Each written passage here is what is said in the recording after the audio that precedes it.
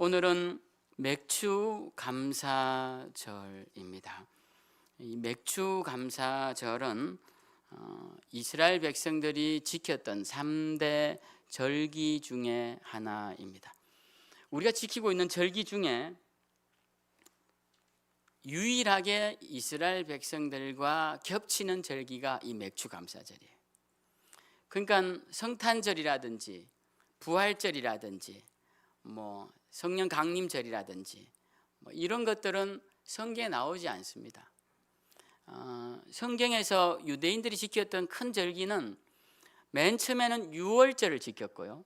이 유월절이라는 것은 이스라엘 백성들이 이집트에서 나오게 된 것을 감사하며 지키던 절기가 유월절입니다. 우리나라로 하면 광복절과 같은 것이죠.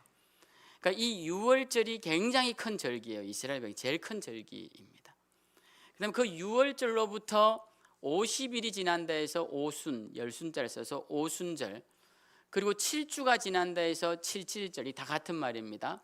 그리고 그때쯤 보리를 거둔다 해서 맥추절, 이 똑같은 절기, 다른 이름으로 불리는 똑같은 절기가 이 맥추절이고요.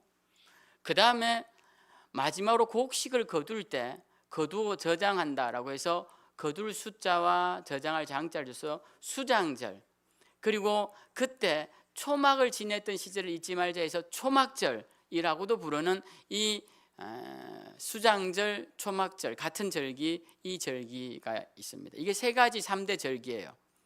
그래서 유월절, 맥추절, 초막절 이렇게 할 수 있습니다. 그리고 에스더 시대 때 에스더를 통해서 나라를 찾은 것을 기념해서 지키는 그 후기에 나온 절기가 부림절이라고 해서 부림절.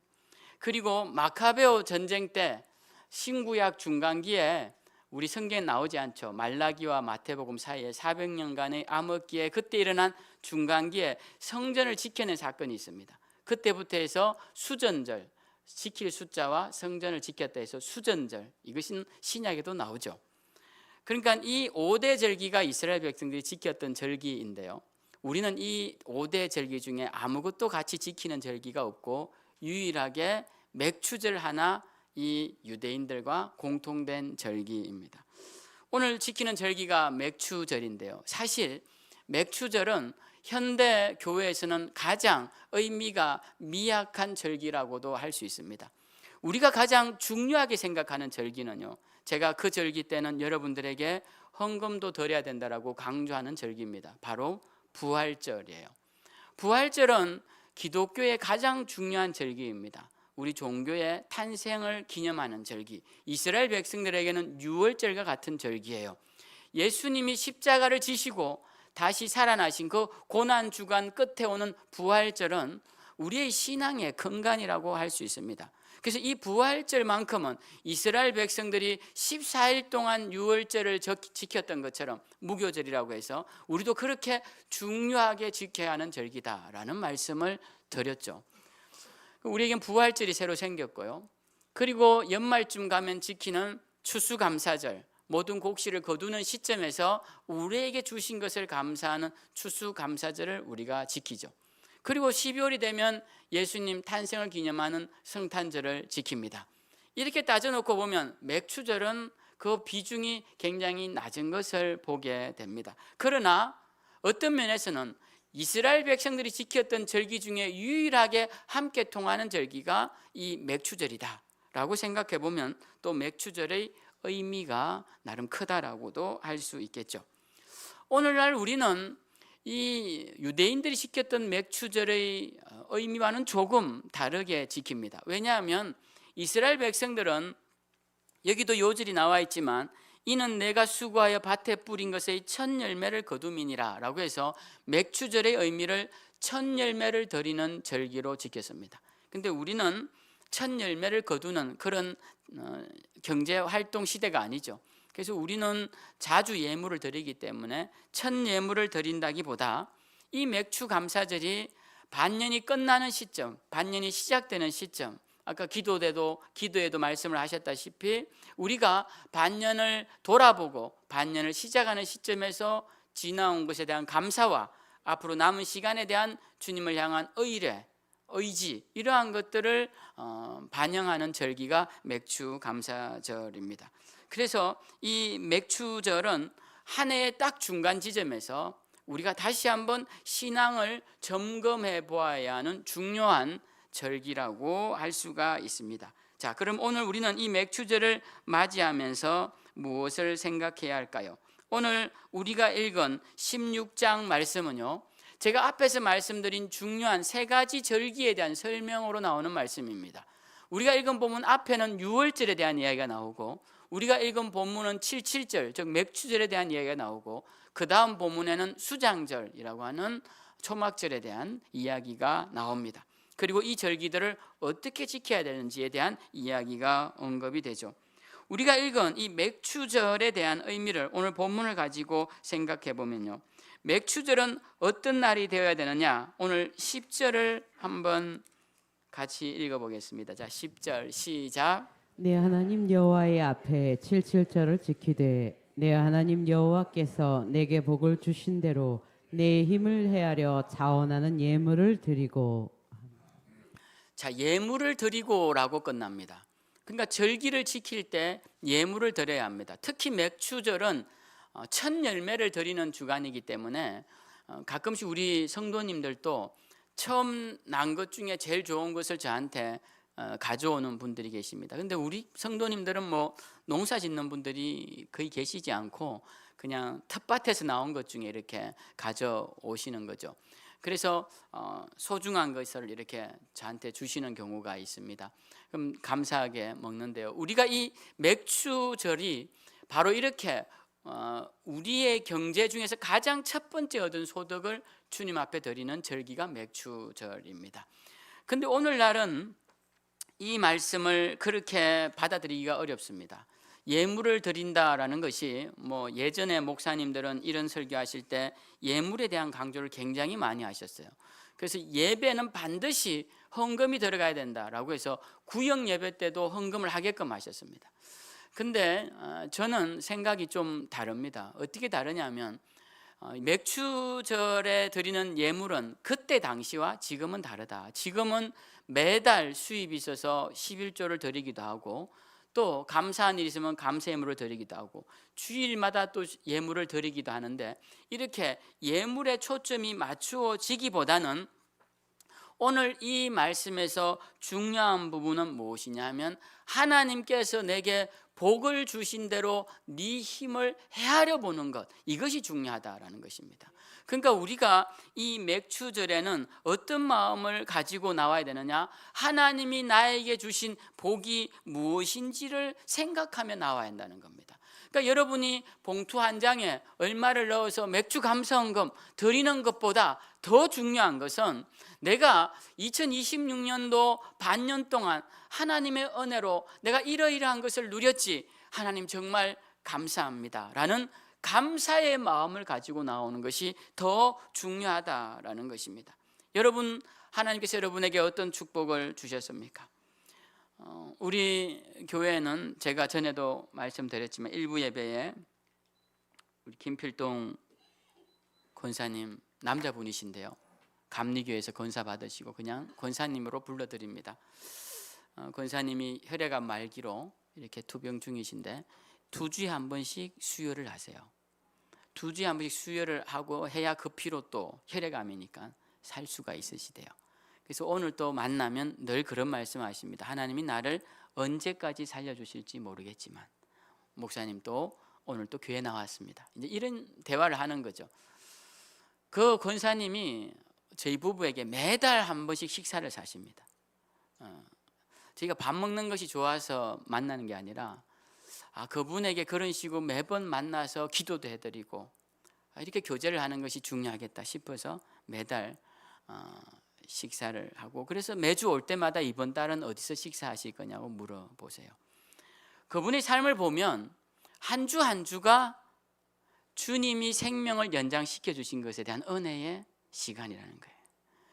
그렇게 살아가시는 거예요. 한 주 한 주가. 그러니까 우리가 반년을 살아왔으니, 2026년도 반년을 살아왔으니 여러분들은 다 건강하시기도 하지만 우리 중에 누가 건강을 장담하겠습니까? 하나님이 이 반년도 지켜주신 것에 대한 감사, 정말 감사합니다 라는 마음으로 우리가 맥추절에 나와야 한다는 것입니다. 오늘 또 교회 못 나오신 분들이 계신데요, 편찮으셔서 또 하나님께서 저에게 건강을 주셔서 이렇게 걸어 다닐 수 있고 마음껏 찬양할 수 있고 이렇게 하게 해주신 것, 그것도 감사하고, 또 쉴 수 있는 집이 있고 또 배부르게 먹을 수 있는 음식도 있고, 이러한 것들을 보면서도 감사하고, 어떤 날은 그런 것도 없으면 밖에 나가서 따뜻한 공기와 하늘을 보면서도 감사할 수 있는 것, 이것이 우리 그리스도인의 삶을 대하는 태도가 되어야 한다는 것입니다. 여러분들에게도 특별한 감사의 축복들이 있을 것입니다. 제가 이렇게 봐도 여러분들에게 감사한 제목이 참 많은 것 같아요. 제가 부러운 것들도 많이 있습니다. 그래서 우리가 맥추절이 되면 하나님이 내게 주신 복이 무엇인지를 생각해 봐야 합니다. 하나님 나에게 주신 복이 뭘까? 그래서 그 감사의 마음을 가지고 나와야 한다라는 것입니다. 저도 지난 시간을 생각해 봅니다. 부모님과 함께 했던 어린 시절도 돌아보고, 청년 시절, 그리고 결혼해서 초기 힘들었던 시절, 그리고 교회를 개척하고 또 힘들었던 시절, 이런 것들을 생각하면 지금 이 시간이 얼마나 감사하고 하나님 은혜로 여기 있는지 참 말로 표현하기 어려울 정도로 감사할 때가 있습니다. 오늘 성경 우리에게 하나님께서 베풀어 주신 것을 생각해 보라고 하십니다. 맥추 감사절 같은 이런 감사의 절기들은 바로 하나님께서 내게 베풀어 주신 은혜가 무엇인지 구체적으로 한번 생각해 보는 것이, 마음 같아서는 여러분 한 분 한 분 좀 감사의 고백들을 듣고 싶지만 여러분들이 한번 하나님 앞에 감사로 고백하는 그런 시간을 가져보면 좋을 것 같습니다. 사실 감사는 삶에 감춰진 놀라운 축복의 비결입니다. 사람들은 축복을 받고 감사를 하는 걸로 생각하는데 사실 이것이 선후가 애매합니다. 뭐가 먼저인지 참 애매해요. 감사하고 하나님 축복을 주시는 경우도 있고, 축복을 주셔서 감사하는 경우도 있고, 이게 동시다발적으로 일어나는 경우도 있습니다. 그러나 분명한 것은 감사해서 여러분 손해볼 것은 없습니다. 먼저 감사의 입술로 하나님께 영광을 올려드려 보십시오. 그럼 하나님이 그 감사를 받으신다라는 것입니다. 하나님은 여러분의 감사를 좋아하십니다. 자녀들이 부모에게 엄마 아빠 고마워요 이런 말 들을 때 여러분 기분이 좋지 않습니까? 우리 하나님도 그러한 것입니다. 봉투에 돈을 많이 넣어서 주는 것도 좋지만 그것보다 감사합니다 하고 자녀들이 말해주면 그게 진짜 더 좋은 것이죠. 예수님은 누구를 이렇게 치료하시고, 누구를 이렇게 축사하시고, 또 누구를 살리시고 감사받는 것을 절개하시지 않으셨습니다. 그런데 성경에 보면 왜 감사하지 않느냐라고 하시는 부분이 나오는데요, 그 중에 하나가 누가복음 17장에 나오는 10명의 나병 환자를 고치신 사건입니다. 자, 여러분 이 나병 예전에는 문둥병이라고 되어 있었죠. 요즘 의학계에서는 한센병이라고 이제 질병명이 되어 있는데, 이 문둥병은 실제로는 전염성이 없는 것인데 그 당시는 이 문둥병에 걸린 자를 불결하다고 해서 이 공동체 바깥에서 살게끔 했습니다. 마을 바깥에서. 근데 이 문둥병, 한센병에 걸린 사람들, 성경에 나병이라고 되어 있는 나병에 걸린 사람들은 그래서 자기들끼리 무리를 지어 다녀요. 정상적인 사람들과 떨어져서 자기들은 부정하다라고 생각하고 또 그렇게 판정이 되어 있기 때문에 떨어져서 살아야 됐습니다. 근데 어느 날 이들이 예수님이 지나간다는 소리를 들어요. 그러니까 그 무리 속엔 가까이 가지 못하고 간절히 소리를 부릅니다. 예수 선생님이여 우리를 불쌍히 여기소서. 얼마나 크게 소리를 질렀겠습니까? 군중에 둘러싸여 가시는 예수님의 귀에 들리려면 얼마나 간절히 소리를 질렀겠습니까? 그 예수님께서 그 소리를 들으십니다. 그리고 그들을 부르시죠. 여러분 예수님은요 마음이 굉장히 약한 분이십니다. 우리가 막 소리를 막 지르면서 주님 너무 힘듭니다, 저 좀 도와주세요 그러면 주님이 그거 다 네 죄 때문에 그래 라고 그냥 방관하시지 않는다는 거예요. 사람 같으면 그럴 수 있을 것 같습니다. 내가 그만큼 하지 말라고 했잖아, 왜 굳이 하다가 네가 그 고생을 당하냐. 그렇게 하지 않으시고 주님이 돌아보신다는 거예요. 주님은 가까이 오지 못할 여인이, 혈루병 걸린 여인이나 가까이 하지 못할 이방 여인들이 와서 그 옷자락을 잡을 때도 그것을 뿌리치지 못하십니다. 너는 왜 주인의 상에서 자녀에게 줄 떡을 탐하느냐, 이렇게 말씀까지 하셨지만 결국 그 여인이 붙잡고 놓아주지 않자 그 여인을 고쳐주시죠. 주님은 자기를 보겠다고 나무 꼭대기에 올라가 있는 그 사람도 외면치 않으십니다. 그러니까 우리가 주님의 마음을 잘 알아야 돼요. 주님은 간절히 부르는 자를 외면하시지 않습니다. 그러니까 여러분, 어려운 일이 있음에도 불구하고 간절히 매달리지 않는다. 근데 제 인간적인 생각은 그분이 그렇게 간절하지 않다. 저는 그렇게 생각하는 거예요. 저는 그렇게 생각합니다. 저는 예수님 같지가 않아서. 그러니까 여러분, 우리가 주님은 어떤 분이시냐, 간절히 부르면 우리의 목소리를 들으시는 분. 그래서 이 10명이 간절히 부르자 주님이 불러오십니다. 왜 그러느냐, 우리가 낫기를 원합니다. 그래서 예수님이 그 자리에서 고쳐주시지 않고 그들에게 너희 몸을 제사장에게 보이라고 하십니다. 그 제사장에게 보이러 가요. 낫지 않았습니다. 아직 낫지 않았어요. 근데 보이러 한참을 가고 있었을 겁니다. 그런 중에 몸이 하나 둘씩 피부가 낫기 시작하는 거예요. 그리고 몸이 나았습니다. 자, 이러자 이 사람들이 너무 좋아서 일부는 제사장에게 갔을 것이고 일부는 가족에게 갔을 것입니다. 근데 그 중에 딱 한 명, 유대인도 아니고 이방인인 사마리아인 한 명만이 가던 길로 돌아와서 예수님께 돌아옵니다. 그리고 그 발 아래 엎드려서 하나님께 영광을 올려드리고 예수님께 감사를 올려드립니다. 자, 그때 예수님이 이렇게 세 번을 질문하십니다. 첫 번째는 그 10명이 다 깨끗함을 받지 아니하였느냐라고 물으십니다. 두 번째는 나머지 9은 어디 있느냐라고 물으십니다. 그리고 이 이방인 외에는 하나님께 영광을 돌리러 돌아온 자가 없느냐라고 물으세요. 그러니까 주님은 책망성 질문을 하신 것입니다. 나머지는 어디 있느냐라는 겁니다. 나머지는 나았음에도 불구하고 왜 나에게 감사하러 오지 않느냐라고, 주님 좀처럼 그런 말씀 안 하시는 분이신데 그 이야기를 이 사마리아인에게 하시더라라는 것입니다. 여러분, 자, 여러분들은 어떻습니까? 주님께로부터 받은 바 은혜가 분명히 크고 놀라울진데, 뭐 작은 분도 계실 테고 작다고 생각하는 분들도 계실 겁니다. 그러나 우리 중에 하나님의 은혜가 크다고 믿는 분들도 있어요. 그러면 우리가 그 크신 하나님의 은혜를 생각하고 주님께 진정으로 감사를 올려드리느냐라는 것입니다. 우리는 주님이 감사를 기뻐하시는 분임을 알아야 돼요. 표시는 안 내시지만 주님께 감사하는 것을 우리 주님이 너무 좋아하십니다. 하나님이 표시는 안 내시지만 하나님은 자기 백성들이 자기에게 작은 것 하나라도 감사하며 그렇게 영광 돌리는 것을 기뻐하시는 분이에요. 그것이 오늘 이 10명의 나병 환자를 고치신 사건에 나옵니다. 그런데 여러분, 왜 감사를 잘 안 할까요? 그건요, 오늘 이 9명과 유사하기 때문에 그런데요, 이게 참 잘 보시면 유사한 점이 있습니다.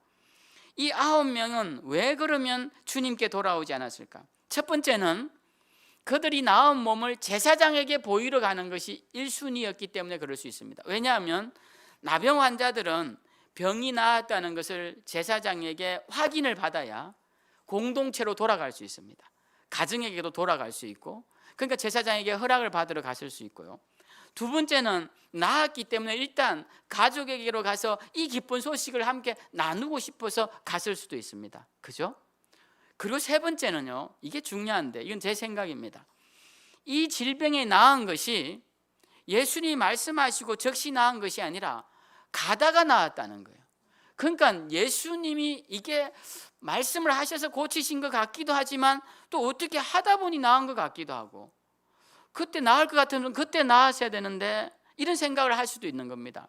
이걸 오늘날 우리하고 한번 적용을 해보죠. 우리가 하나님 앞에 기도를 합니다. 하나님, 우리가 이렇게 낫기를 원합니다. 문제가 해결되기를 원합니다. 하나님 도와주십시오. 막 기도를 해요. 그 기도를 하고 이제 당장 이루어졌으면 그게 주님 은혜예요. 근데 이게 당장 안 이루어지고 한 1년이 지난 뒤에 이루어졌단 말이에요. 그럼 1년 동안 우리는 병원도 가고 한약도 먹고 뭐 침 잘 놓는 사람한테도 가고 자, 이러다 보니까 이게 하나님의 은혜 같기도 하고 그 침을 잘 놓은 그 의사분 능력인 것 같기도 하고 내가 약을 잘 먹은 것 같기도 하고 여러 가지가 복합적으로 생각이 되는 겁니다. 그래서 감사가 우리가 하나님 앞에 온전히 올려드리지 못한다는 거예요. 그러니까 우리가 이 감사를 잘해야 되는 것은 감사하지 않을 핑계를 찾지 말아야 합니다. 여러분의 삶 가운데 하나님께서 주신 놀라운 은혜가 있지 않습니까? 제가 우리 성도님들 중에 특별히 저기 자꾸 전화가 오나요? 네. 자꾸 누가 이렇게 자꾸 전화를 이걸 하지 말라는 말씀 같습니다. 하지 않도록 하겠습니다. 제가 여기 원고에 없던 예화를 하나 하려고 했더니 자꾸 전화벨이 울려서 안 하는 게 좋을 것 같습니다. 여러분, 우리가 감사라는 것은 하나님께로부터 왔다는 확신 속에서 진심으로 올려드리는 것이지, 이게 하나님이 하신 것 같기도 하고 아닌 것 같기도 한 그런 식으로 감사하는 것은 오늘 이 9명의 주님께 돌아오지 않은 환자들과 동일하다라는 겁니다. 그래서 주님은 그러한 것을 기뻐하시지 않습니다. 우리는 감사하는 마음으로 늘 살아야 할 것이고, 두 번째로 오늘 맥추절에서 우리가 기억해야 할 것은, 첫 번째는 감사의 마음을 가져야 된다라는 말씀을 드리고, 두 번째는 하나님 앞에서 즐거워할 수 있어야 합니다. 이 맥추절은 다른 절기와는 특별히 다르게 축제적인 요소가 굉장히 강합니다. 물론 유월절도 무교절도 축제적 요소가 있고 수장절도 있지만, 이 맥추절은 더더구나 이 절기의 포커스가 축제에 있는 것을 보게 됩니다. 함께 교제하며 함께 즐거워하며 함께 하나님을 찬양하는 데 의미가 있습니다. 그래서 오늘 11절 말씀에 보면요, 11절을 우리가 보면 이렇습니다. 너와 네 자녀와 그리고 너 성에 있는 연약한 자들과 함께 어디에서 하나님 앞에 즐거워해야 되냐면, 자기 이름을 두시려고 택하신 곳에서 내 하나님 여호와 앞에서 즐거워할지니라. 그러니까 이것은 그냥 집에서 유월절에 막 띠띠고 막 서서 이렇게 먹는 음식하고 다르게 하나님 성전에 와서 공동체와 함께 식사도 하고 찬양도 하고 기뻐하라는 거예요. 그러니까 맥추 감사절은 이 공동체적 기쁨을 누리는데 굉장히 초점이 맞추어져 있습니다. 이 공동체가 함께 기쁨을 누리는 것이 어디서 누리겠습니까? 바로 이 성전에서 바로 하나님께 영광을 올려드리는 것이죠. 그래서 하나님의 이름을 두시려고 택하신 곳, 이 성중에서, 이 성전에서 자녀와 노비와 그리고 레위인, 그 당시 레위인은 굉장히 가난한 부류에 속했습니다. 땅이 없었기 때문에. 그래서 가난한 레위인들과 그리고 나그네와 고아와 과부와 함께 즐거워하라는 것입니다. 너희에게 있는 것을 너희끼리만 즐거워하지 말고 가난하고 연약한 자들과 함께 다 같이 주님의 이름을 두신 곳에서 즐거워하라는 것입니다. 그래서 여러분, 이 맥추절이 되면 하나님께 감사하는 날이 돼야 되고 함께 즐거워하는 날이 돼요. 그래서 제가 일부 예배 때도 그렇게 설교를 했지만, 이 맥추절은 특별히 오셔서 함께 식사도 하면서 서로 근황도 묻고 함께 감사의 식사도 나누고 또 감사의 언어도 나누고 기도의 제목도 나누면서 그렇게 교제하고 즐거워하는 날이 되어야 하는 것입니다. 그래서 이 맥추절이 되면 우리는 우리 교회 성도님들 서로에게 좀 더 관심을 갖고 먼저 다가가서 인사도 하시고, 또 이렇게 피부가 안 좋아 혈색이 안 좋아 본 분들에게 격려도 하시고 또 안부도 물어보시고, 그렇게 좀 관심을 가지고 교제하는 시간이 이 맥추절이 되어야 할 것이고요. 그리고 누가 연장자라고 할 거 없이 먼저 보는 분이 인사를 하고, 또 직분에 상관없이 더 이렇게 인사하고 더 친근하게 대해주시고, 이렇게 하는 시간이 특별히 더욱더 이 맥추절이 되어야 할 것이다 라는 것입니다. 여러분, 사람들은 따뜻한 미소와 말 한마디, 격려와 공감의 힘을 얻지 뭔가 큰 재산, 물질을 줘서 기쁨을 누린다기보다 작은 것 하나에 감사함을 느끼게 되죠. 사소한 말 한마디, 부드러운 인사 한 분이 그 상대에게 내게 해줄 수 있는 가장 큰 것이다 라고 생각하시고, 오늘 또 여러분 우리 공동체 안에서 서로를 향한 격려와 또 위로와 또 칭찬이 넘쳐나는 그런 시간이 되었으면 합니다.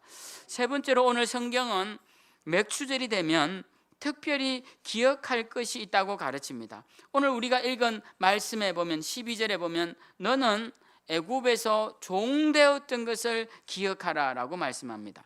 여러분, 우리는 조선시대 때 노비 문서를 태우면서 사람들이 종의 후손이다라는 것을 이야기하지 않죠. 왜 그러냐면 종의 후손이라는 것이 사실은 그들의 잘못이 아닌데도 불구하고 그것을 드러내기를 기뻐하지 않습니다.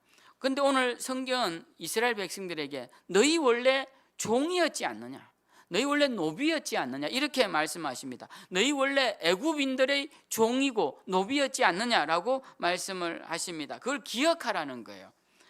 사람들은 잘 잊어버립니다. 근데 우리가 잊어야 할 것이 있고 잊지 말아야 할 것들이 있는데요. 오늘 하나님은 이스라엘 백성들에게 종되었던 신분을 기억하라고 말씀하십니다. 원래 이스라엘 백성들은 노예였죠. 400년을 노예로 살았으니 우리가 조선 왕조고 500년인데 500년을 노예로 살았다고 생각해 보십시오. 그 민족은 노예입니다. 그러니까 이스라엘 백성들은 아무리 지금 유대인들이 제일 잘 나가는 민족이다라고 말을 해도 그들은 노예의 후손인 것이죠. 그 부끄러운 일도 아닌 것입니다. 하나님이 그렇게 말씀을 하십니다. 너희는 노예였다고. 근데 이 노예였던 시간들을 기억하는 것이 아주 중요하다라는 것입니다. 그들이 하나님께로부터 받은 바 은혜를 기억하기 위해서는 그들이 원래 누구였는지를 잘 기억해야 합니다. 이스라엘 백성들은 이것을 잊어버렸기 때문에 하나님 앞에서 범죄하기 시작합니다. 이스라엘 백성들은 원래 땅도 없고 주인도 없고 주권도 없고 자유도 없는 지도자도 없는 사람들이었죠. 그런 자들을 하나님께서 애굽에서 나오게 하시고 가나안 땅에 들어오게 하셨습니다. 그리고 그 땅에서 농사를 짓게 하세요. 그리고 첫 수확물을 거둡니다. 그때 그 첫 수확물을 보면서 이스라엘 백성들이 우리는 원래 땅도 없었는데 하나님이 우리에게 땅을 주셔서 이렇게 수확물을 주셨구나라고 기억하라고 주신 절기가 맥추절이에요. 그렇기 때문에 맥추절이 되면 우리는 반드시 이전에 우리의 연약함에 대해서, 이전에 우리가 소망 없었던 시절에 대해서, 괴로웠던 시절에 대해서 우리가 반드시 그 기억을 떠올리며 하나님의 은혜에 감사할 수 있어야 한다는 것입니다. 저는 우리 교회도 이렇게 걸어온 길을 생각해 봅니다. 이 설교를 준비하면서 생각해 봤어요. 처음 시작할 때 3천만 원 받아가지고 우리 문호리 상가에서 개척을 할 때, 그때 우리 교회는 조그만 상가와 주차할 곳도 없어서 그 앞에 두세 대 차대는 그 앞에 주차장과 그리고 버스 주차장, 그 공영 주차장에 주차를 하고 이렇게 이제 와도 될 만큼 인원도 많지 않고 그렇게 작게 시작했습니다. 근데 1년이 지나서 좀 무리했지만 요 앞에 땅을 사고, 그리고 그로부터 2년이 지나서 또 요 뒷땅, 지금 우리 예배드리는 이 땅을 또 사게 되고, 그로부터 2년이 지나서, 그러니까 개척하고 5년이 지나서 이 본당을 짓게 되었습니다. 지금 이 그대로죠. 2011년에 그때 본당을 짓고 그로부터 6년이 지난 뒤에, 그로부터 6년이 지난 뒤에 교육관을, 또 교육관과 사택을 짓게 되었습니다. 그리고 그로부터 또 8년이 지난 뒤에 우리는 그 길 건너에 있는 또 우리 주차장을 구입하게 되었습니다. 물론 그 중간중간에 많은 일들이 있었죠. 계단도 하고 아스콘도 깔고 여러 가지 일들이 있었습니다. 근데 크게 보면 하나님께서 그렇게 길을 인도하셨는데, 어떻게 돌아보면 시간이, 이 텀이 길기도 합니다. 5년, 6년, 8년 이렇게 지나가니까요. 그러나 감사한 것은 그 시간 동안 우리가 멈추지 않고 그래도 조금씩 하나님의 은혜를 드러낼 수 있는 공간들과 사람들과 이런 모임들을 허락하신 것에 너무 감사한 마음입니다. 지금 이렇게 여기 있어서 마당에 있어서 저 앞을 보면, 제가 그때를 떠올리면 우리는 지금 가진 게 너무 많은 교회가 된 거예요. 하나님 주신 축복이 너무 많은 겁니다. 여러분 예배 드리는데 무슨 불편함이 있습니까? 우리가 주차에 불편함도 없고 성전에 불편함도 없고 끝나고 식사하고 교제하고 아무 불편함이 없어요. 하나님이 많은 것들을 채워주셨습니다. 그래서 생각해 보면 교회적으로도 걸어온 길을 돌아보면 너무 감사해요. 너무 감사하고, 여러분 교회만이 아니라 여러분의 삶도 그렇지 않습니까? 하나님께서 기억하라라고 말씀하시는 것은 그냥 회상하고 끝내라는 것이 아니라 그 어려운 순간 내가 너희를 도와주고 지켜주어서 네가 여기까지 와 있지 않느냐, 그렇게 기억하고 감사하라는 말씀입니다. 여러분, 하나님의 은혜를 잊어버리면 안 돼요. 하나님의 은혜를 잊어버리면 그때부터 감사는 사라지고 교만이 찾아옵니다. 이 교만이, 제가 요즘도 말씀을 묵상하면서 교만만큼 무서운 죄가 없구나, 이런 생각을 제가 하게 돼요. 이 교만이 사람을 얼마나 망가뜨리는지 교회 역사가 보여주고 있습니다. 아니, 성경의 역사가 보여주고, 심지어는 하나님을 대적하여 사탄이 된 무리들이 교만하여서 그렇게 되었다고까지 말씀을 하시니, 이 교만이 얼마나 크고 무섭고 두려운 죄냐라는 것입니다. 신명기 8장의 말씀을 우리 한번 읽어보면요, 하나님이 오늘 이스라엘 백성들이 교만할까 봐 염려하셔서 하신 말씀이 나옵니다. 가나안 땅에 들어가기 전에, 직전에 하신 말씀이에요. 우리 한번 읽어보죠. 다 같이. 자, 시작. 내가 오늘 내게 명하는 여호와의 명령과 법도와 규례를 지키지 아니하고 내 하나님 여호와를 잊어버리지 않도록 삼갈지어다. 내가 먹어서 배부르고 아름다운 집을 짓고 거주하게 되며 또 내 소와 양이 번성하며 내 은금이 증식되며 내 소유가 다 풍부하게 될 때에 내 마음이 교만하여 내 하나님 여호와를 잊어버릴까 염려하노라. 아멘. 하나님이 걱정하신 거예요. 이제 가나안 땅, 이 좋은 땅에 들어가면 좋은 집도 짓고 이제 열심히 해서 돈도 많이 벌고, 그리고 소와 양도 풍성해지고 먹을 것도 풍성해질 텐데, 이 백성들이 광야에 있을 때는 나만 바라보고 하나님 도와주십시오라고 만나만 바라보고 살던 민족이 이제 자신들이 풍요를 누리면서 나를 잊어버리지 않을까, 네 마음이 교만하여 나를 잊어버리지 않을까 염려가 된다라고 하셨는데, 그 염려대로 그들은 풍요로워지자 하나님을 잊어버리고 하나님의 염려대로 교만해지고 마는 것을 보게 됩니다. 여러분, 우리는 오늘 이 말씀을 보면서 우리가 풍요해지면 우리도 교만해지는 경우를 종종 보게 됩니다. 우리가 잘 살게 되면 우리가 원래 이렇게 잘 살았던 것 같고, 우리가 행복하면 우리는 원래 이것을 누리기에 합당한 사람 같고, 조그만 어려움이 오면 우리는 절대로 어려운 일이 오면 안 될 사람인 것이냐, 그렇게 착각할 때가 있습니다. 그러나 주님은 우리에게 그러지 말라고 하십니다. 너희는 원래 세상의 종이었고 본질상 진노의 자녀였고 너희는 죽을 수밖에 없는 자들이었지만 내 아들을 너희를 위해 주고 십자가에 매달아 죽이면서까지 사랑하여 너희가 살아난 것이니 너희가 주어진 것에 감사하고 나를 위해 살아야 한다고 주님이 말씀하시는데, 우리는 그 말씀을 잊어버리고 이 모든 것이 내 것이냐 살아가더라는 것입니다. 여러분, 오늘 우리에게 맥주절을 주신 의미가 무엇일까요? 이 맥주절은 내 삶을 인도하셨던 그 하나님의 은혜를 기억해야 한다라고 다시 당부하시기 위해 이 절기를 주신 것입니다. 이 맥주절을 맞이하여 앞으로도 여러분, 우리를 인도하실 하나님을 신뢰하시고 그분 앞에 늘 감사로 영광 올려드리는 우리 모두가 되기를 바랍니다. 이 맥주절에 다시 한번 우리 가운데 부어주신 하나님의 축복을 세어보고 감사하며 하나님께 영광 돌리시는 저와 여러분, 우리 생명샘 모든 건속들이 되시기를 다시 한번 주님의 이름으로 축복합니다.